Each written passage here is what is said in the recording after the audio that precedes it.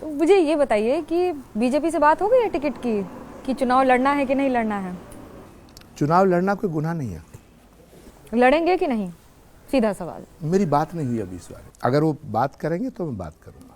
गांधी परिवार के बारे में आपके बहुत अच्छे ख्याल रहे हैं, आपने कई बार बोला भी है और नजदीकियां भी रही हैं। ऐसा क्या हो गया जो दूरियां इतनी बढ़ गई? कौन जिम्मेदार है इसके लिए? देखिए, देश की आज़ादी में गांधी का बहुत बड़ा रोल है। अब सवाल आता गांधी परिवार का। गांधी परिवार वो परिवार है जिसने इस देश के लिए कई बलिदान दिए हैं।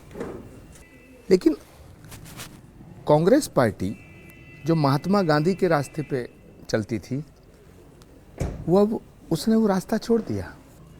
और वो पार्टी जो महात्मा गांधी के रास्ते पे चल रही थी, वो पार्टी जो महात्मा गांधी जिसकी हर सभा की शुरुआत होती थी रघुपति राघव राजा राम पतित पावन सीताराम, वो पार्टी राम से विमुख हो गई।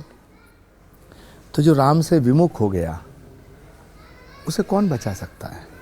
इसलिए कभी कभी रावण बड़ा विद्वान था, बड़ा पराक्रमी था, तपस्वी भी था, ज्ञानी था, शिव का भक्त था, लेकिन सारे पराक्रम, सारी तपस्या और सारा ज्ञान सब नष्ट हो गया एक गलती से।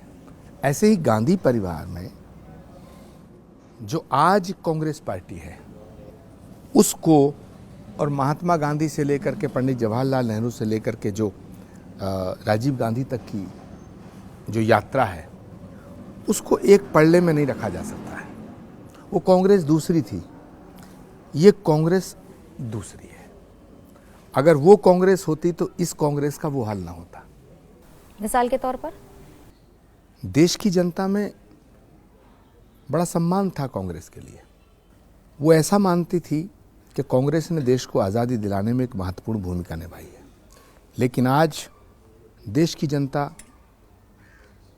ये मानती है, देश में ये परसेप्शन बन गया है कि कांग्रेस पार्टी लुटेरों की जमात है, कांग्रेस पार्टी भ्रष्टाचारियों की जमात है, कांग्रेस पार्टी में हिंदू विरोधियों का, सनातन को मिटाने वालों का वर्चस्व हो गया है।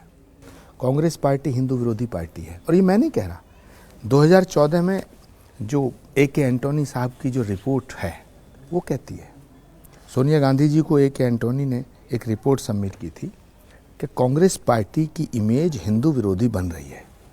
तब तो आचार्य प्रमोद कृष्णम नहीं थे किसी जगह।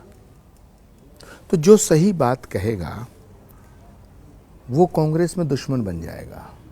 जो हिंदुओं की बात करेगा, सनातन की बात करेगा, राष्ट्र की बात करेगा, जो पार्टी राष्ट्रभक्ति के सिंबल के रूप में जानी जाती थी, वो पार्टी आज भारत तेरे टुकड़े होंगे ये नारा लगाने वालों की पार्टी हो गई है। तो देश की जनता ने कांग्रेस को एक तरह से निकाल के फेंक दिया है अपने दिल से।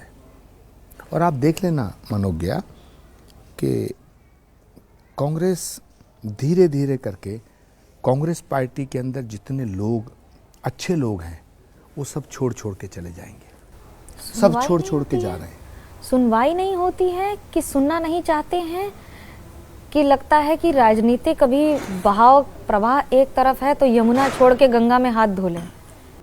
ज्योतिरादित्य सिंधिया, आरपीएन सिंह, जितेंद्र प्रसाद, सुष्मिता देव, कपिल सिब्बल, गुलाम नबी आज़ाद, मिलिंद देवड़ा, ये सब, अशोक चौहान, ये सब वो लोग थे जिनकी रगों में बिल्कुल कांग्रेस का लहू बहता था। आप इनको बीजेपी और संघ से नहीं जोड़ सकते। लेकिन ऐसा मुकाम आया जब इंसान की रोज बेइज्जती हो, रोज अपमान हो। अपमान झेलने की एक सीमा होती है। जब वो सीमा पार हो जाती है तो फिर आदमी कोई फैसला लेता है।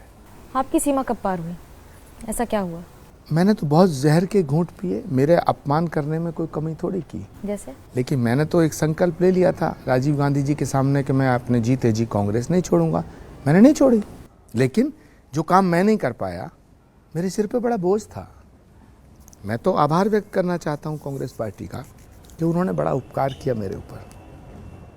जिस बोझ को मैं उतार नहीं पा रहा था उन्होंने उतार दिया।